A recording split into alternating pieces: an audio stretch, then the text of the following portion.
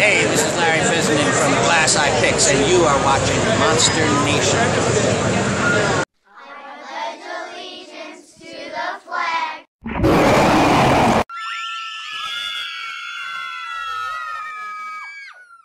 This is David from Monster Nation, and I'm speaking with... This is Larry Fessenden from Glass Eye Pixs. All right, and you're kind of like the brainchild behind all of these wonderful movies here. So tell me, how did you get started, and where do all these demented ideas come from? Well, I've always liked horror ever since I was a little kid, and I started directing my own films, and then made a couple of them. Put the name Glass Eye Pix on the films, and then I started mentoring younger filmmakers and trying to get them excited and enthused to make movies on a low-budget scale. So we made a lot of pictures, myself and others working together, and now we do radio plays and comic books, and we do a lot of stuff. It's all very guerrilla, very low budget.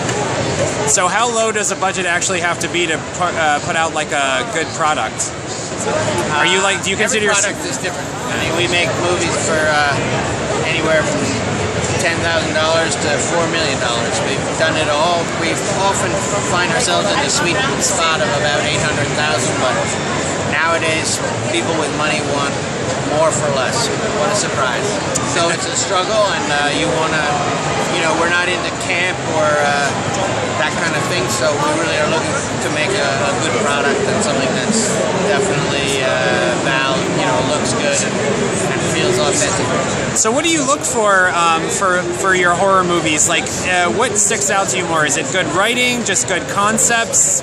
Like, what would stick out to you if somebody was saying, hey, I want to be a filmmaker and I want to work with you? The writing has to be about something. I don't really like making films for the sake of it. I really believe that films are saying something, whether they're being true to the human experience or if they're making a social commentary. And, of course, they have to be cool.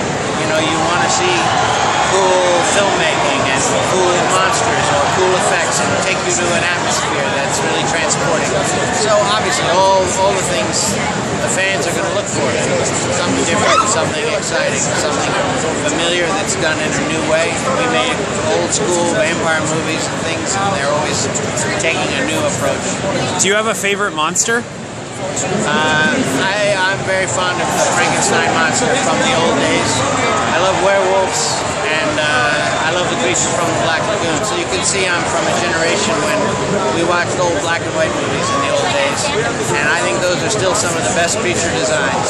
And then there's things that have been an imitation and a tribute to those standard designs for years ever since. I'm glad you're getting away from zombies. So we never did make a zombie movie. We made a vampire movie where they have vampires act like zombies. It's called Snake Land, and it's awesome. So okay.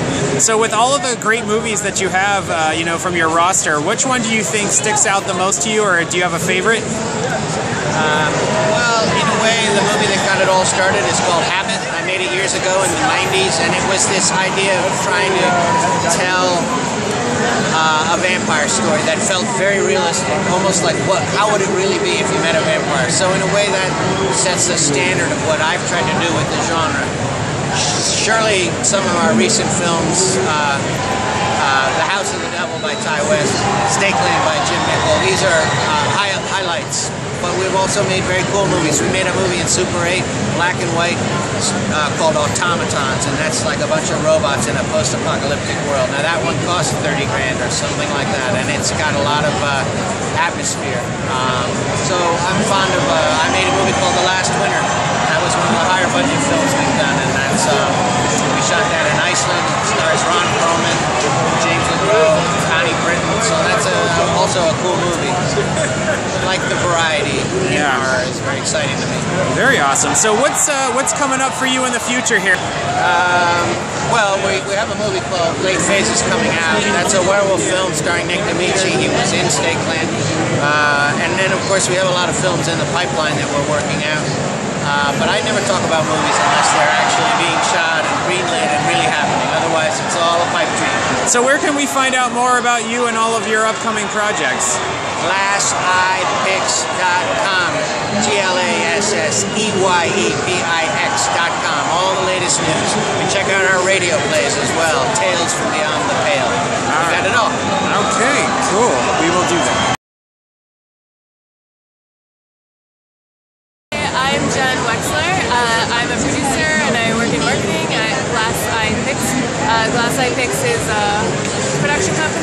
lot of horror movies. We made movies such as The House of the Devil, Stakeland, The Innkeepers, Beneath, Habit, Wendigo, lots and lots of movies. The company's been going since 1985. Larry Fessenden founded the company and he runs it, writer, director, actor, producer, fantastic, wonderful human being. How did you get involved with the company and what was it about it that appealed to you? I love horror movies. I've always been a fan.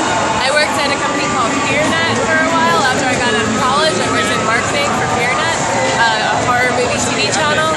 And then I moved to New York and I was a fan of Glass Eye, so I tracked them down and I said I wanted to work for them. So do you have a favorite horror movie? I have so many favorite horror movies. The Shining is one of my favorite horror movies. Oh, that's an excellent choice. What do you feel about Shelley Duvall being so treated so badly on The Shining? I think it's really interesting how Stanley Kubrick worked. I wouldn't have wanted to be in her shoes. I'm not an actress, so and it's really terrible to have to go through everything that she went through on that set. But it also, I mean, that is why The Shining is so amazing, because she was treated that way. We have this mantra of being like fiercely independent, and you know, really, we make small movies that have, but we try to do create elevated stories, you know, lots of character depth, and the stories themselves are what is intriguing to audiences. Okay. All right. So tell us again where we could find you guys at. You can follow us on Facebook at facebook.com/Glass Eye Pix and on Twitter at Glass Eye Pix.